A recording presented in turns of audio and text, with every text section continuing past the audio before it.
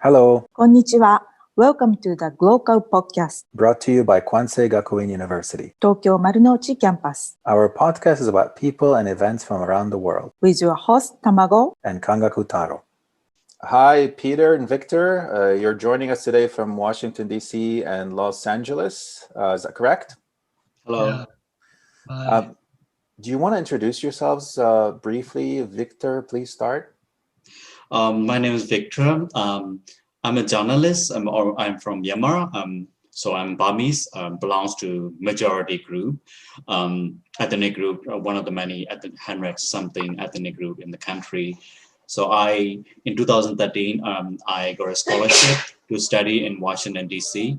And then after graduation, I got a job with Voice of America, U.S. government international broadcasting agency. And then I decided to stay in United States because it's the best and it's the safest for me to do my job. So I have been a journalist since 2005, and I work for the Myanmar Times, which is the only bilingual news journal in the country.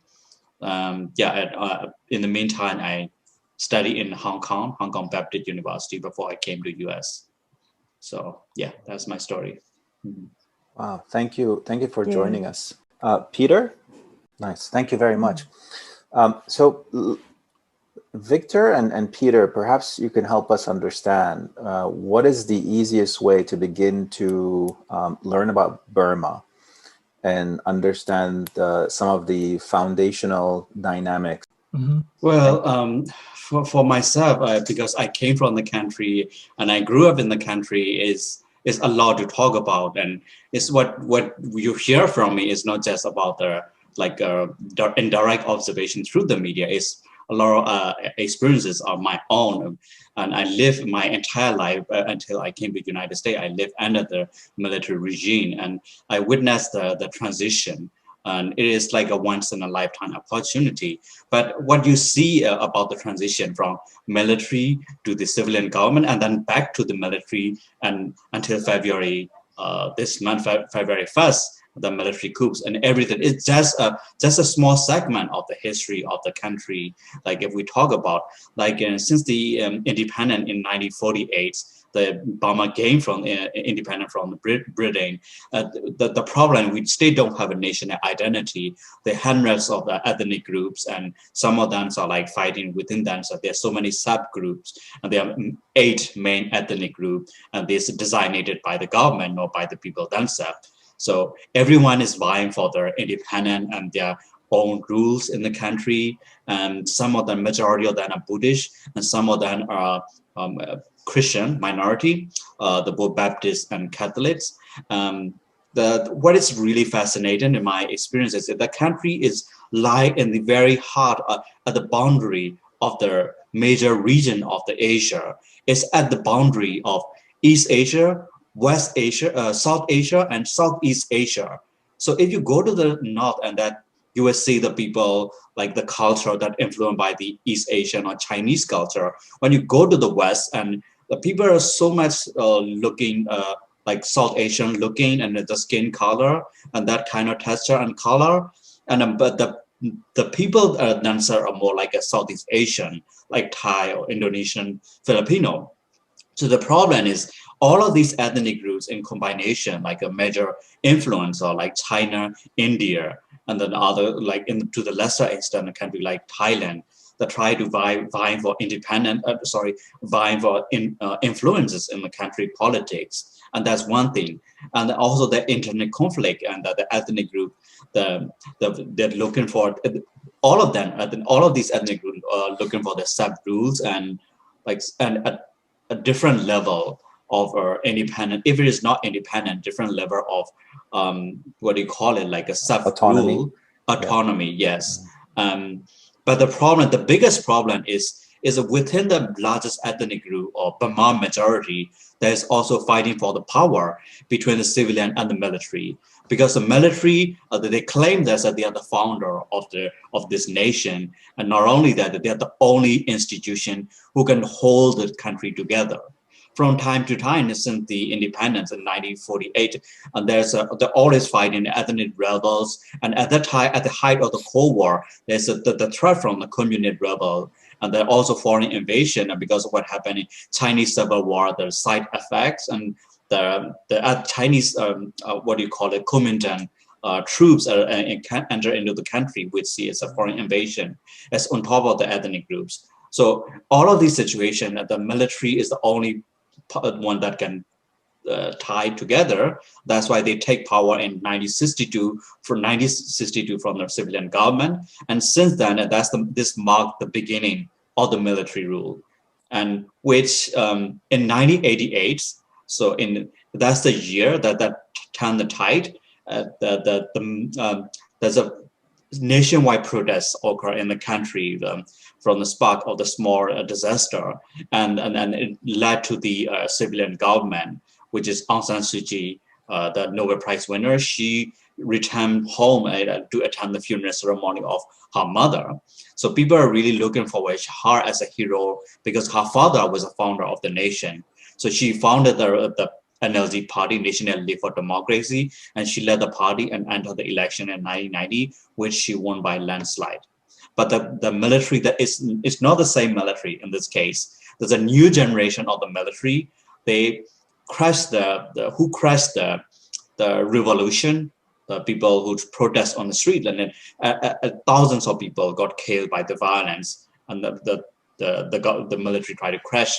And because of that, so they didn't allow their winning party to take over and form the governments, and they put Aung San Suu Kyi under the house arrest and all other member of party and in the prison, and that's what happened in 1988. And now it went all the way to 2010, where they craft a new constitution which protect all the interests, the military interests, and then they allow the civilian. They allow the democratic election for the first time in 20 years in year 2010, and then at the time the Aung San Suu Kyi party, she boycotted because they don't trust the constitution and all other limitations. So there's a proxy party of the military that actually there's like a military retired officer from the military. They found that party. It's called USDP. This party won the election in 2010, but in 2015, there's general election held every 5 years. In 2015 election, Aung San Suu Kyi party decided to contest in the election, and she won a landslide, and she became the government NLD became the government for 5 years until 2020, where they won the election for the second time and then landslide again. But this time the government in 2021 or February 1st, the military decide to take another coups. But again, this military is not the same military from 1962 and 1988. There's a new generation of military.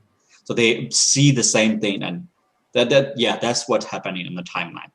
So it seems like it's always a new generation of generals, but they're behaving exactly the same way, correct?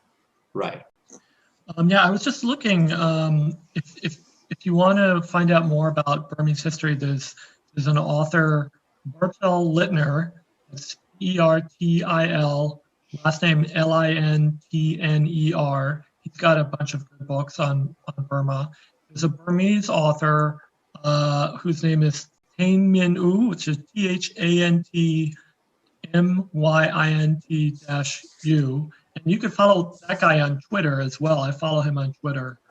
And then one more for Burma's history is a guy named Martin Smith, and he's got a book called Burma, Insurgency and the Politics of Ethnicity.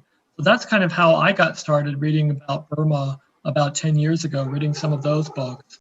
And I think that it's a shame what happened with the military coup, but I have a feeling that the military generals underestimated the resolve of the Burmese people to strive for democracy, and especially the younger generation, because they have been in this quasi-democratic system for 10 years now, and they have all these freedoms, and they're not going to give up their freedoms without a fight. So I think the protests will continue to grow, and maybe they'll even prevail. Maybe they'll win. So one of the questions I have is why now? Why did the military all of a sudden decide to do a coup? Why not a year ago, 2 years ago, 5 years ago? What's different about this year or February? Okay, so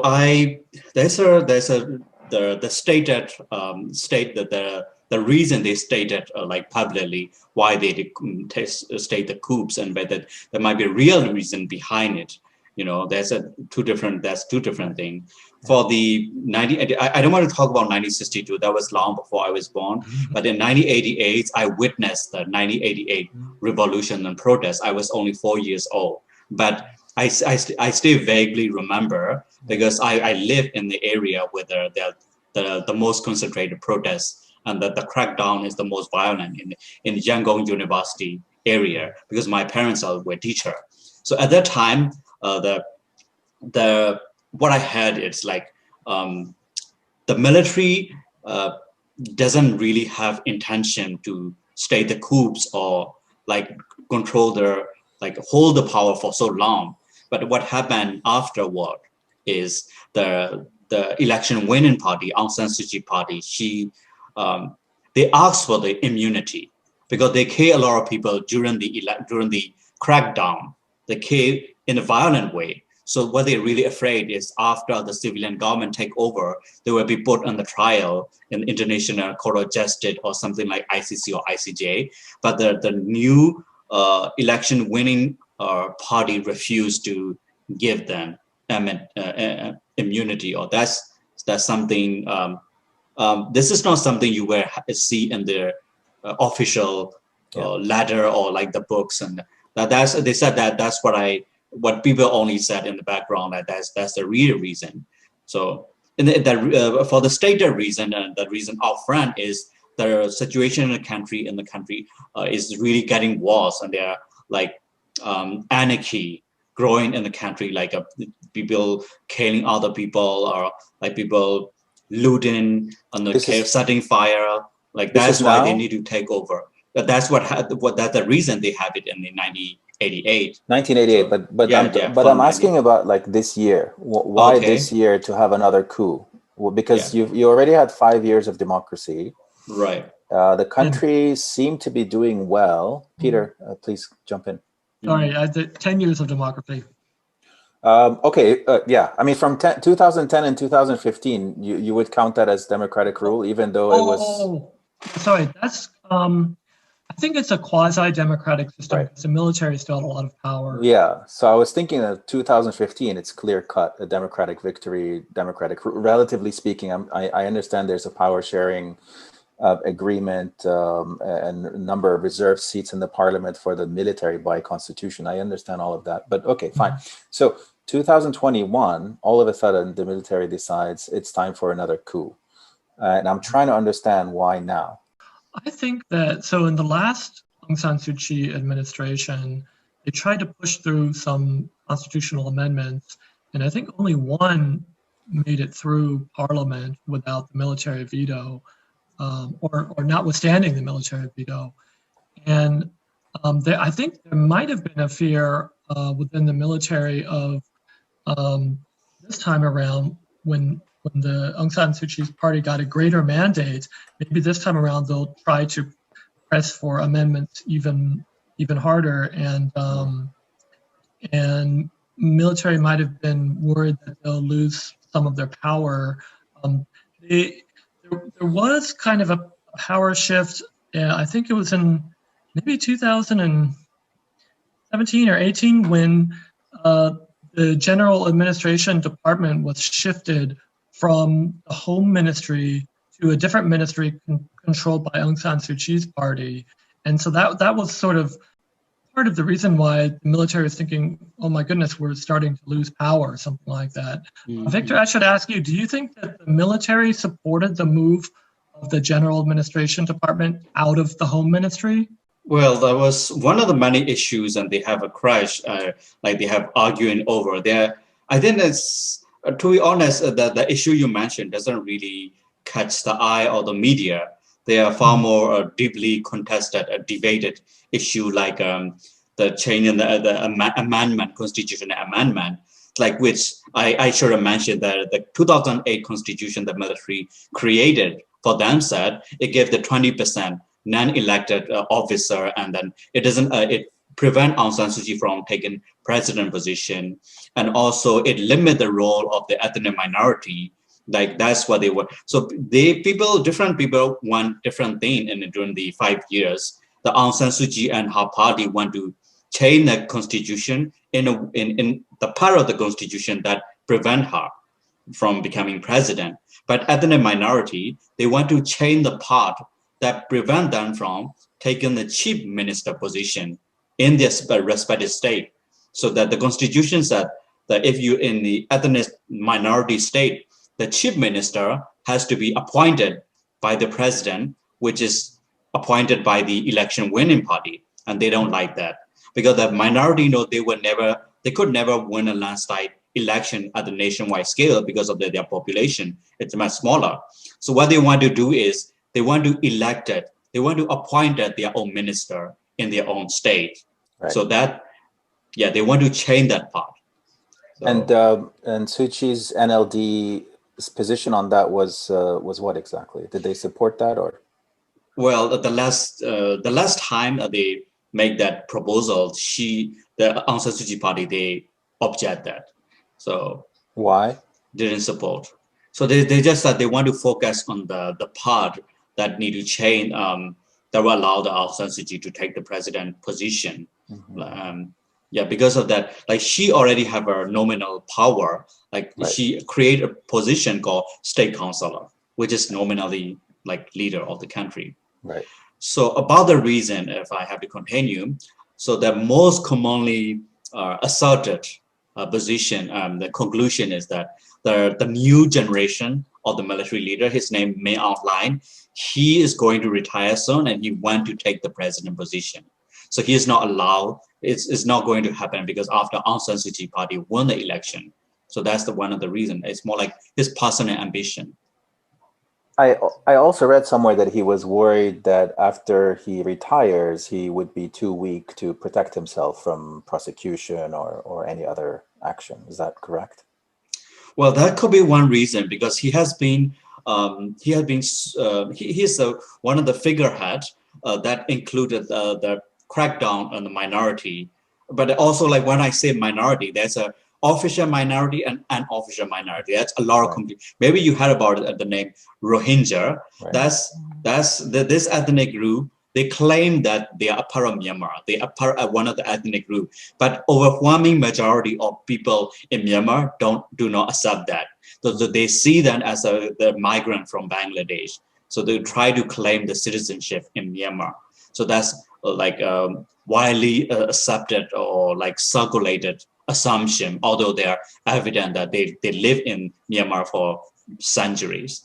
So the crackdown, which happened in 2017, is the military, under the command of Maung, they cracked down violently this Muslim Rohingya ethnic group, and which the world see it as an attempt to commit the genocide. So Maung is a top leader who responsible for that charges.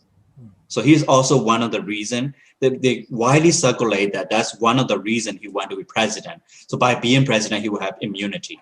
Right. Tell me a bit more about the makeup of the Burmese or Myanmar society, right? So there's one majority and there's official minorities. And I think officially there's 8 groups, including the majority ethnic group. But then unofficially, you mentioned earlier, there's like hundreds, right? And then there's subgroups as well. Can you tell me a bit more about that? Well, another official version of the government stated there are over 135 ethnic groups.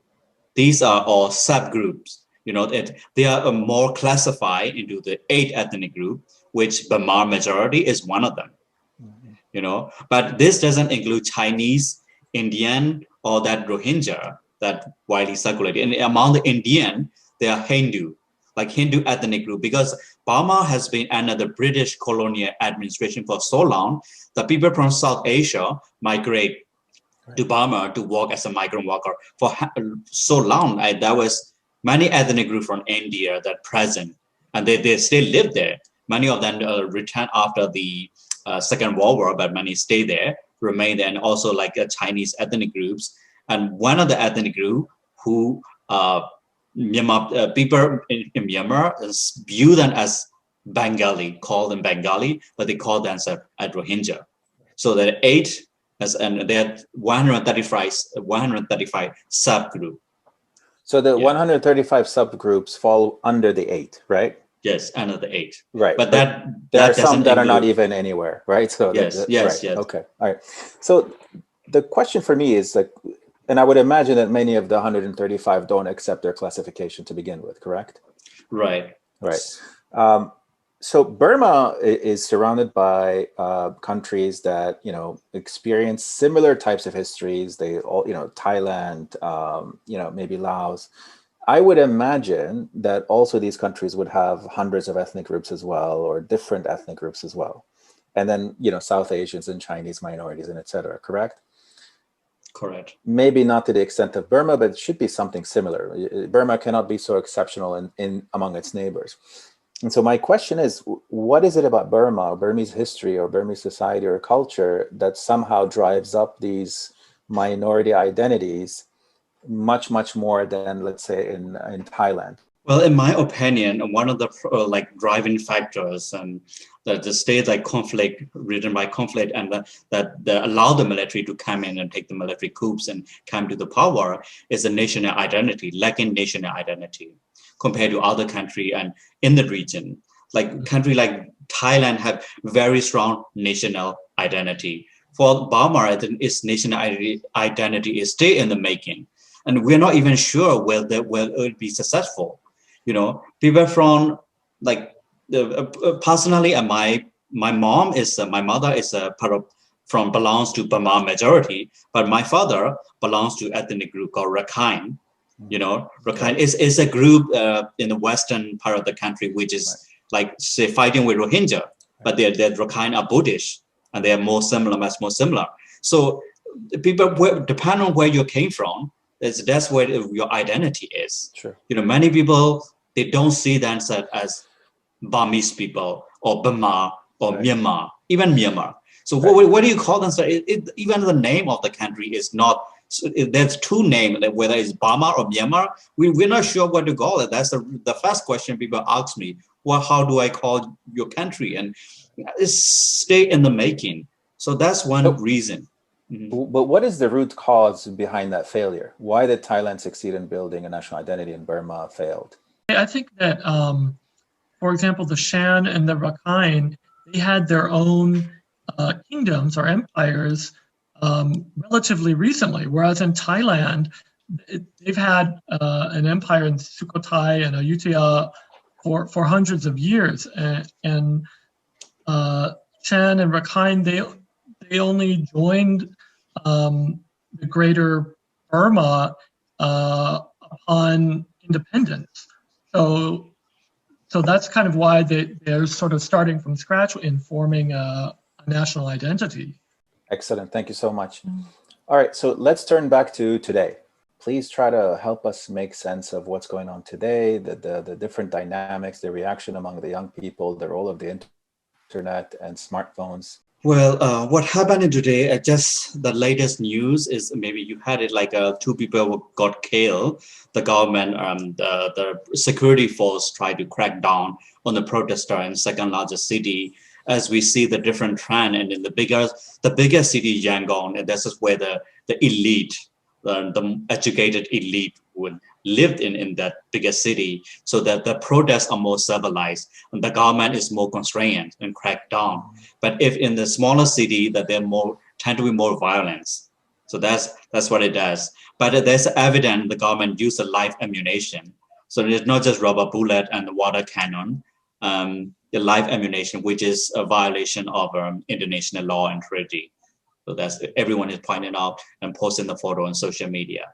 So, but one of the things I noticed that it seems like the government, the military did not expect this kind of reaction. I don't imagine that they expected that the people would be out on the streets.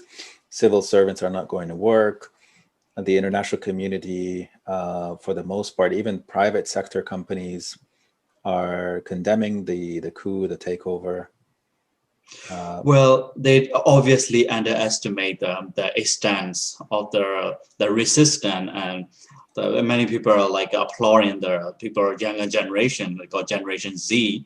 They're the hardcore of this resistance and the protests, and they born in they grown in a different generation. They born in the times of internet and cell phone, and even I myself, I'm like a little older generation, because I grew up in 90s. At that time, I still remember, like, reminiscent at that time.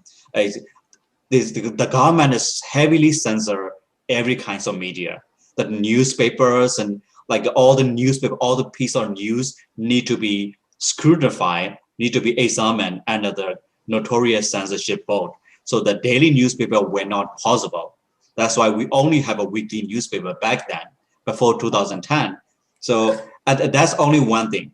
So on top of that, the internet asset is severely limited, because they're afraid like anti-government literature will be widely distributed and they cannot control. So the Facebook was banned, the Gmail was banned, all other news media website in Burmese language, like the people from neighboring many expertise or like overseas Burmese, like they run away from the country after 88, they established news media. Their website are also banned. So people use all kinds of proxy server to circumvent these censorship and try to view the website. And another thing I like to mention is cell phone. They severely limit the number of cell phone. It's until, as I remember, like year 2002 or 2003, 2004, the number of internet, the number of mobile phone is only 100,000 in a country where 50 million people live. So I still remember, if you have at that time, if you using a cell phone, it's a status that you're rich. It's a status of luxury. That's what happened. So the reason that they're afraid, like how the anti-government resistance will be organized, by using the mobile phone, and because after the 2010 that they relaxed this rule, and in my observation, that's the opening of the Pandora box for them. Once they let it go, like they can't take it back. Yeah. So all the people, the younger generation who grew up with that freedom, that's what you see people on the street. Oh yeah, but so also the military has a younger generation, right? Well, yeah, it's a newer generation, but not necessarily younger generation. Okay, so new generation. Let's say the new generation. So how the military, how or why underestimate the people? It's, I won't say obvious, but easy to imagine or estimate. I think they're just stupid. I think the military is just stupid. They didn't expect such resistance. They also thought that their party would win seats during the election. It's just crazy. So, Victor, just because you were mentioning earlier in 2010 the number of cell phones and the access to the internet, could you give us rough comparisons to, let's say, January 2021, number of cell phones and access to the internet? Well, I don't have exact figures, but my own personal experiences. Yeah. I remember my family bought the first cell phone. It cost around $1,500 US. Wow. That's only cellular. What year? Is that for the calling? That's nothing else. No internet. It's very, very rudimentary cell phone. What year was that? I think it's around 2003, 2004 at that time. So your family obviously is a member of the elite then. Well, not necessarily. My teachers, and so some sort of working class, but more educated elite. Right. Yes. Okay. So and then fast forward to today. Today is less than $5. That's the cost of the SIM card. Around that, I don't know the latest because I left the country in 2013. So, but the number, they're the millions. So the people, can have more than one cell phone because it's only depending on how much SIM card you need. You know, you can the handset you can buy your own. So. Right. And obviously Twitter, Facebook, Telegram, WhatsApp, all of these are reasonably should be popular in Burma. Right, but one Facebook is overwhelmingly popular over other than other social media side. I don't know why. Like people are more engaged in using Facebook. I think I know why. Facebook in some countries, they have these partnerships with the cell phone companies to make Facebook free. Oh. So when a person, I don't know if it's the case in Burma, but so in many countries, when the Burmese, let's say, is using Facebook on their cell phone, it doesn't use up any data. I had in country like Indonesia, Twitter is very popular, but to my, it's very surprising. Like most people never even had a Twitter. It's not so familiar. Yeah. And so how are these? So it's number one, it's striking that in a country as let's say as divided or as diverse as Myanmar, the level of unity around democracy is quite striking, right? Or the level of unity against military rule is quite striking. And we see that in many countries experiencing similar events. And of course, no one can tell what happens after that. But can you tell us, as much as you know, how are these kids organizing? How are they organizing these themselves and these protests? Is there any sort of any kind of method to it that you're aware of? Yes, mostly on the self-help basis, and at the spearhead of the protests are the student union from the different colleges, and I'm pretty sure they have support from political party. Like NLD have a youth, some sort of youth club. So they might have any input or contribution. So I have no evidence, but that's political involvement. But they are at the sphere. They're just a part.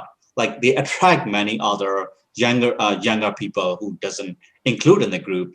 And now we see the people from a different interest group, like LGBT adept groups and like a gym club, and the government. How do I say, the even engineers, the doctors, and the nurses and the teachers, they have their own groups and they have their own protesting group. These are all coming together. You mean professional associations? Yeah, professional association. And also informal groups, like a group of people that have snakes and lizards as pets. Right. Mm-hmm. Right. So these are Facebook groups, presumably. Probably, right. Yeah. So I see one interesting distinction on how people view these kinds of protests. So many younger people, they do all sort of like creative way to attract the attention and attract media attention during the protest, like dressing up very strange clothing and dressing like a superhero, like that kind of thing.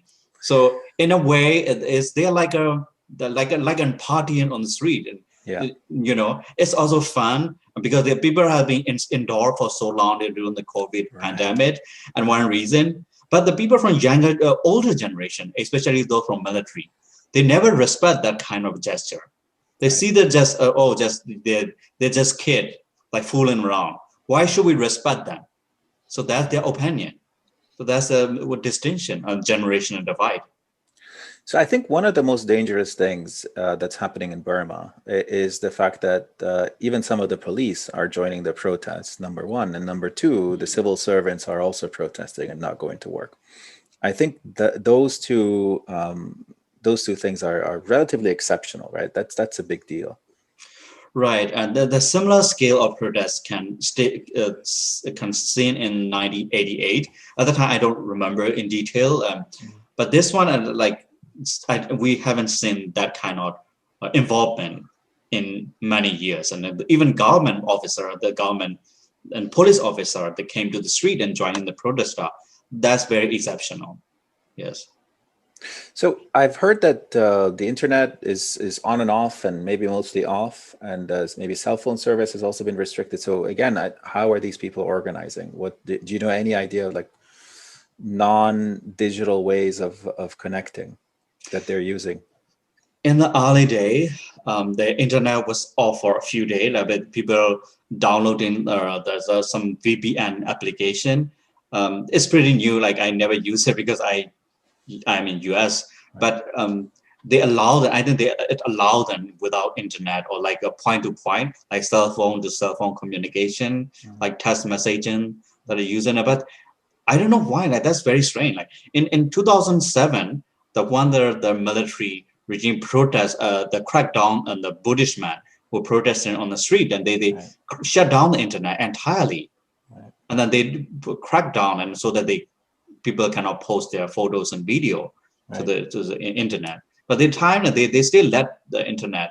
Maybe they cannot control entirely, or like I don't know. I still don't mysterious. Yeah, that's actually a good question. One of the correct me if I'm wrong, but one of the internet service providers is from Qatar. Right, it's already right, and they condemned the military coup. Yeah. So as far as I know, there's four. Now there's four telecom service. There's one called MPT, Myanmar Post and Telecommunication, which had the monopoly before their opening up. You know, it was a part of the government. Now that they turn inside with the private consortium, and they stay providing the internet and cell phone service. And then Ooredoo and Telenor, two international telecom service provider. And there's one more service provider protesters are targeting. It's called Viettel. It's called Mytel. Mytel. Yeah. It's a combined the joint operation between Vietnamese telecom service and Myanmar military. So. Do you think that perhaps the difference is that some of these ISPs are owned by foreign investors, that they don't want to upset them? Well, as I see the military, they care very little about foreign investor. You know, it's all they care is about what they want and their own interests. Because they can still get investment from China if the West and Japan shun the military. Right, because in the media we hear a lot about the fear of losing foreign investment, but it seems like that's not necessarily. They can easily switch to other sources of foreign investment. Right. The thing about it, the bottom line is when the foreign investor, like withdraw, like leave the country, who gonna hit the most? It's not the military. It's only hit the people, and they don't care about it. They don't care at all. Okay, so that leads me to my final question.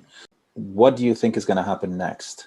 Well, it was very difficult to conclude or predict right now. So I talked to a number of analysts and like even UN rapporteur for the human rights for Myanmar, and so everything. I have very different opinion. Well, one military analyst.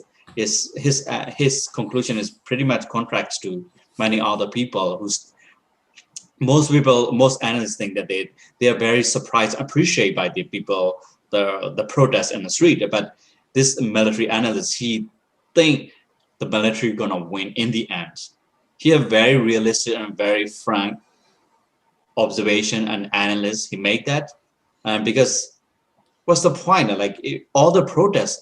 The military just need to wait out until all the protests die out. So how long they're gonna protest?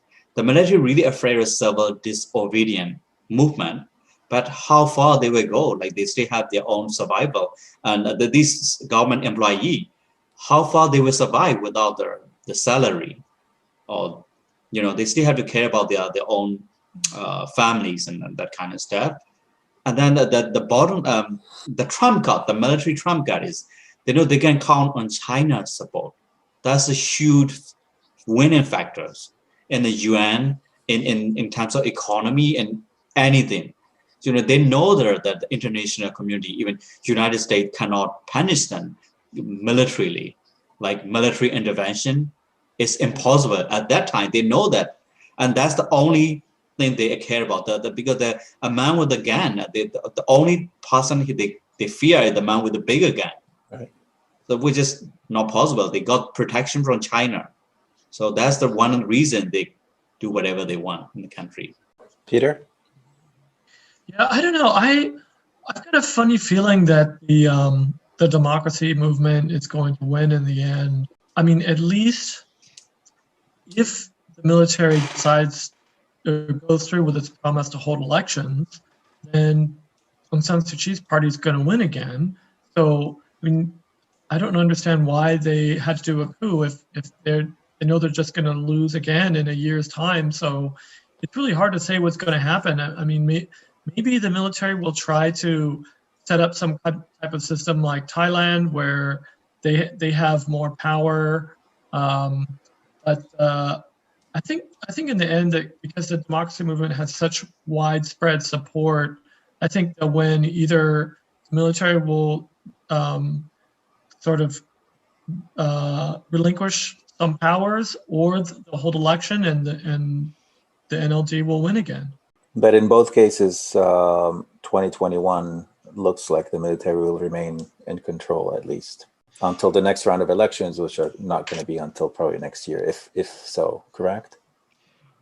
Right. I think that the protester can still be hopeful how much like coordinated intervention and resistance from inside and outside the country. We see all kinds of rumors, like they're all governments and they try to punish the military from the international community, try to punish the military by imposing sanction.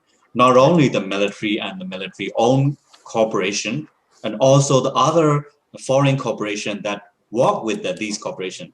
So it's like a payment and whatever you do, the money payment, that kind of thing. You need to rely on foreign corporation and foreign service. So if you cut off that connection, so they're not gonna gain anything out of that. Then the civil administration, the power, that's gonna be a burden for them, and they could eventually give up.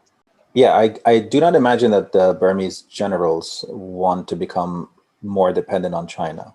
Well, it seems like they don't have a choice. So they're like surrounded by the enemy and nobody likes them. So the chance of survival is to rely or depend on China, which unfortunately, China also need Myanmar because of the strategic importance. And this Burma give China access to Indian Ocean and bigger pictures, and it will help surround India like an up and coming superpower in the region.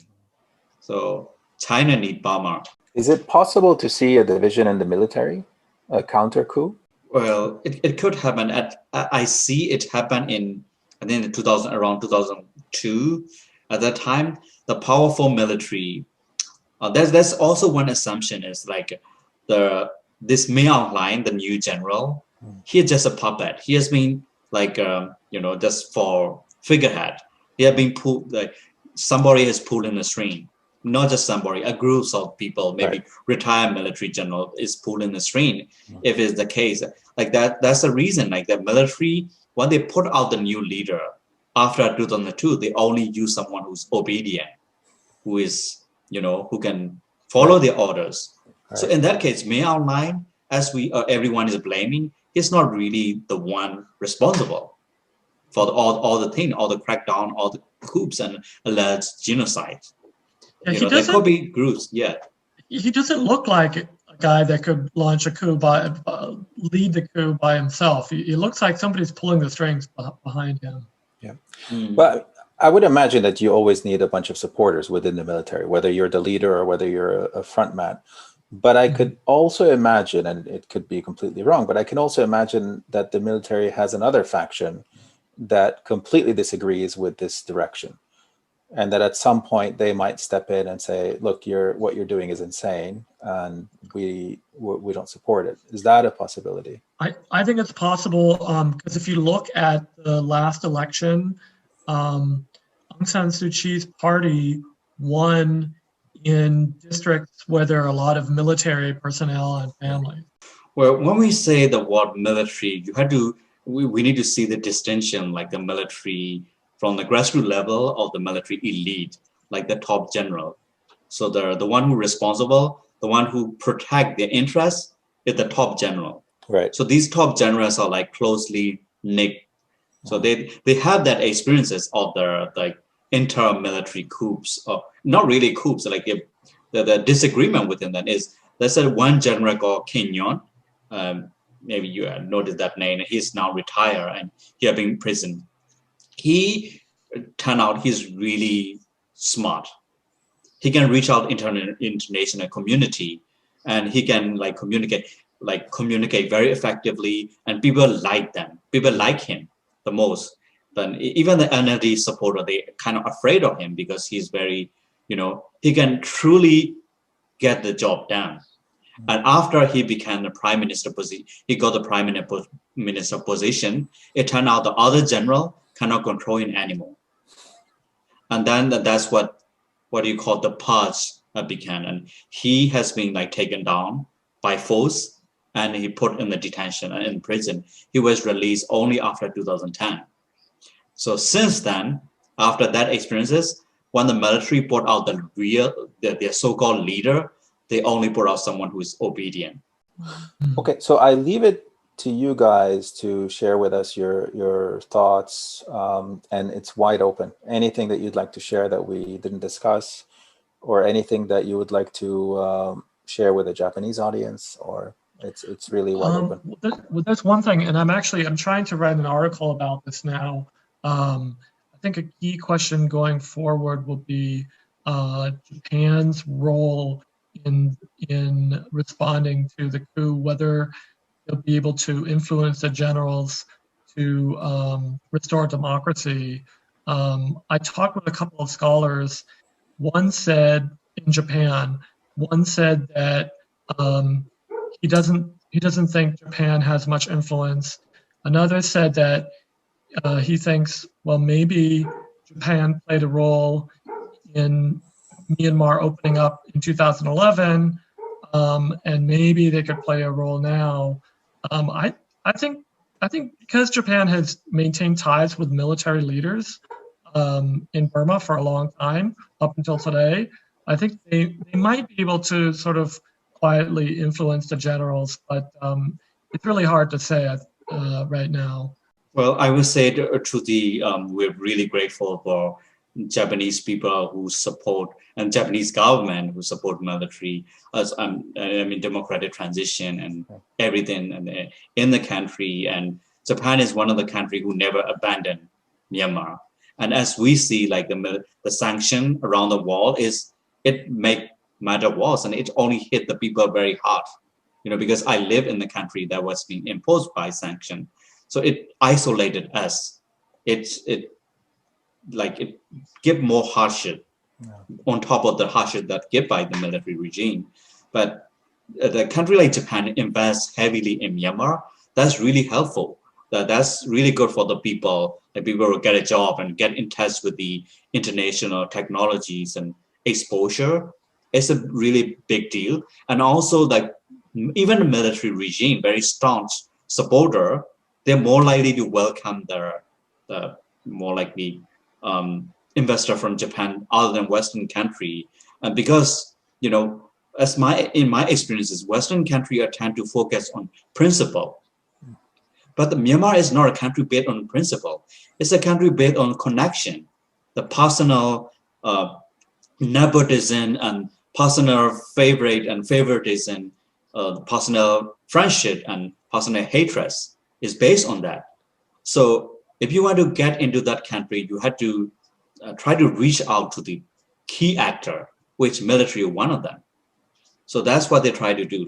It's country like China easily get to reach the top leader. It's the reason that they know how to reach to them. They know how to establish person-to-person connection and friendship. That's how they do it. It's not based on principle. So that's something the role of Japan is really huge for democratic transition in diversifying the power.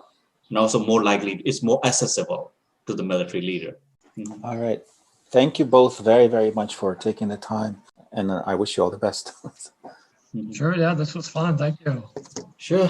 Thank you for joining us for another episode of The Glocal with your host, Tamago and Kangaku Taro. See you next time. Bye.